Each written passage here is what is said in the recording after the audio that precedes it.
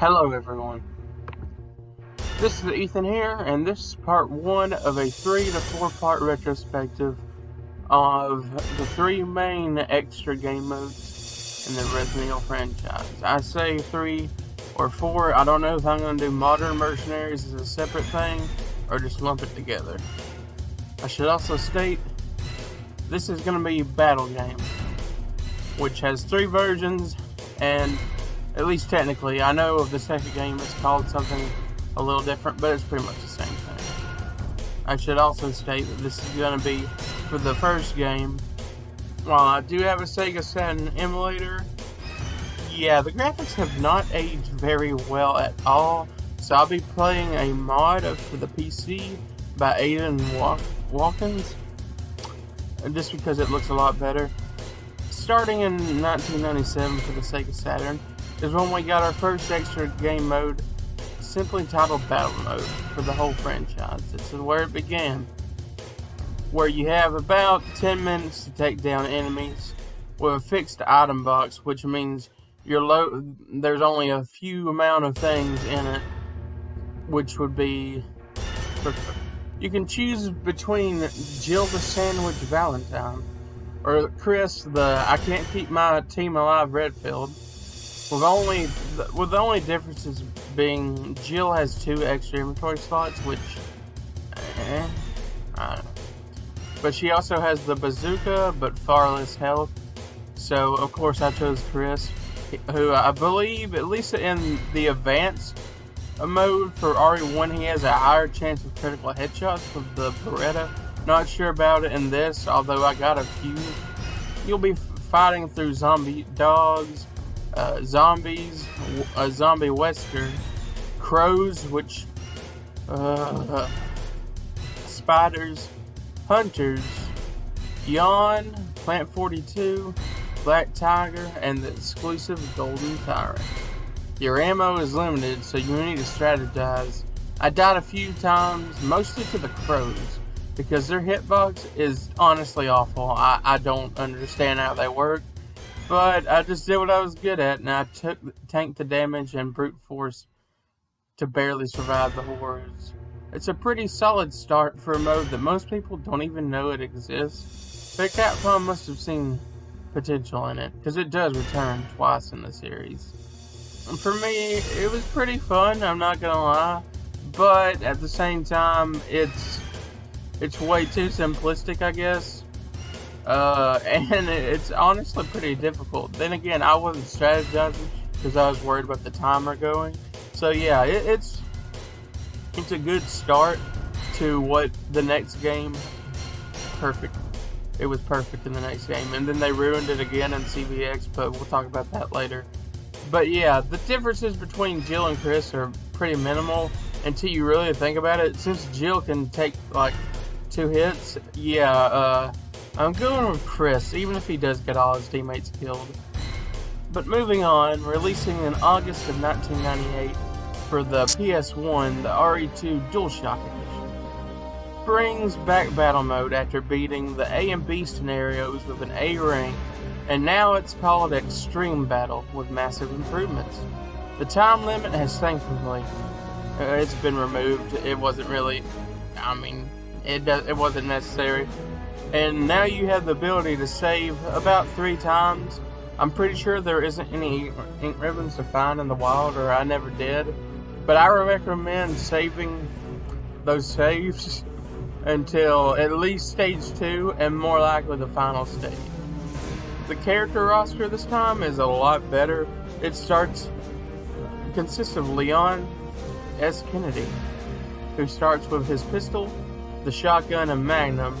And you can actually find the custom weapon parts for all the guns in each stage, making him probably being about the best choice for a first-time player.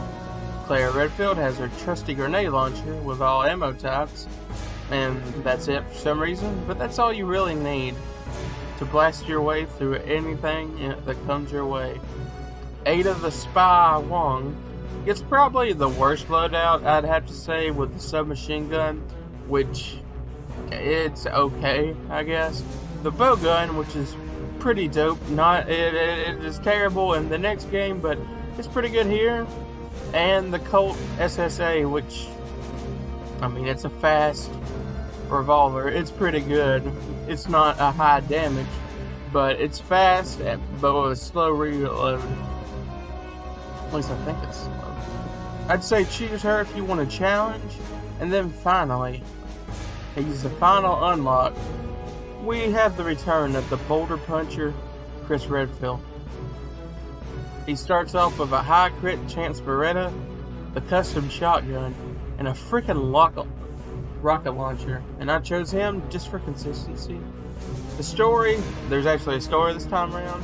It's pretty simple. You go in reverse order, starting in the monitor room in the labs.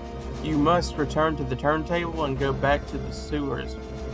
And on your way throughout in the lab, you can find extra ammo, health, which I recommend doing if you're going above level 1. Level 1, you're probably set. I mean, you might need ammo. I went for level 2 for this run. I should have just done level 3, but I wasn't really thinking. I don't know.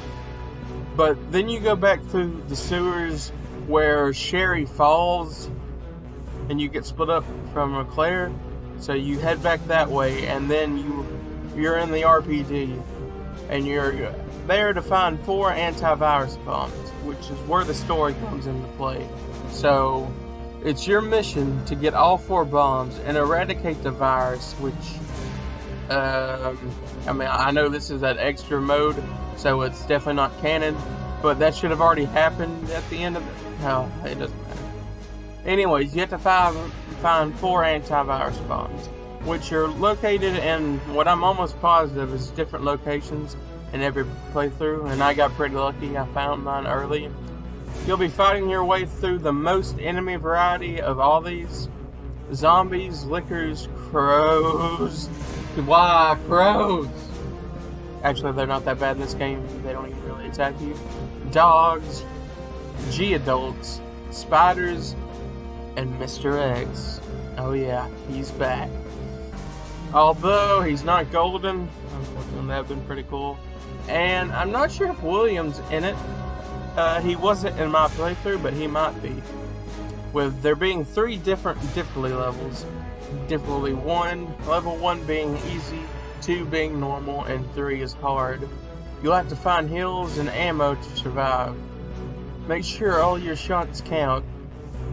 Or, you know, that's what I would say, but RE2 always gives you too much ammo. But yeah, near the end I almost ran out, but then I found a bunch of pistol ammo. It's a massive improvement over RE1's battle mode. Although I am pretty biased, RE2 is my favorite game in the series. And it probably is my favorite game overall in, like, the world. It's just, anytime I know people are like, tank controls, fix camera, it's so bad. No. I could just, unless it's RE0, that I could just slip in, just get my controller, and boom, it's like right back to being 5 years old again. It's just perfect. The controls are so smooth, like butter. I mean, I can understand if you didn't grow up with them, you're probably not going to like them. I guess I should talk a little bit about combat. It just works like it does in the main game. Your best bet for shotguns is to use them up close as you can on zombies, so you can get that critical headshot, or blow their legs off and then run away. The pistol for Chris, who I played as, has a high crit chance, so, and the rocket launcher is the rocket launcher, so yeah, it pretty much destroys everything. The battle theme in this game is very good. Unfortunately, the next game's battle game, uses none of this because I don't know. I really don't know. For some reason, CVX just doesn't do that. And this is going to be the shortest part. Let's finish this with Code Veronica X. Oh man, they gave you infinite ammo in a survival horror game. Even if it is an extra mode, the whole the whole thing of battle game for 1 and 2, although 2 less so, but still, is you have to conserve your ammo and your heals and hope that you can survive before. CVX gives you infinite ammo with everyone outside of Wesker, and yeah, it's pretty dreadful. It's way too quick of a game mode. First person mode isn't that interesting, and I guess it kinda is. Wesker is the only challenge, so challenging that I have not ever beat it as Wesker. But I chose Chris once again for consistency. He has an infinite ammo shotgun and an infinite ammo magnum. You'll never need the shotgun, you'll just use the magnum. Well, let's finish this then. Yeah, it's a terrible successor to Extreme Battle Mode. The limited ammo is gone, of course. And the enemy, there's so few diversity in enemies. Saving is gone. It just feels weak compared to the previous entries. Chris and Claire return. Claire even gets a new outfit that you can't use in the campaign. They are joined by newcomers Steve, I'm sorry, Burnside, and Albert, the complete global saturation Wesker, who is very hard mode, stuck with only a knife. I chose Chris because he has the Magnum, of course, and he has the best boss fight, so you'll fight your way through zombies, bandersnatches, hunters, the sweepers, what they're called? The poison hunters, they show up once, and that's it. I'm pretty positive. I just played through it, and that's all that you go through. You go through it 3 enemy types, and that's pretty pitiful. Followed by a boss, of course, and in Chris's case, it's the best one, with the best thing.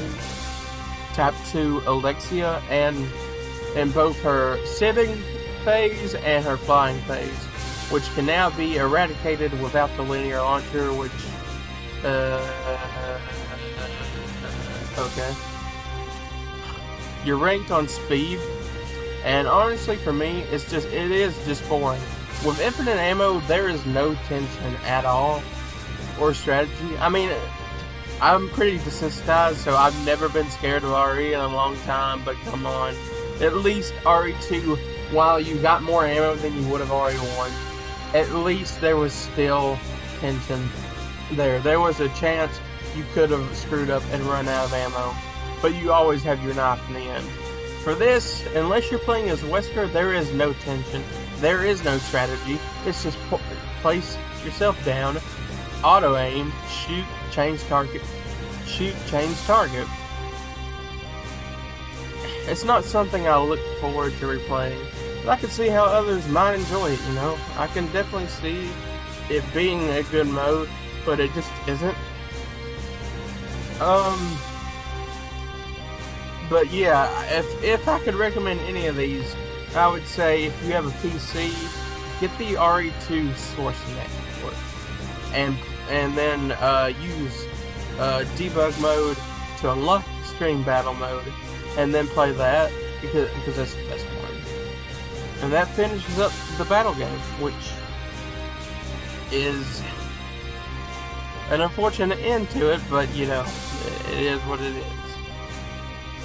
If you've made it this far, how about liking and subscribing, and all the stuff the YouTube algorithm likes, so I can grow as a channel.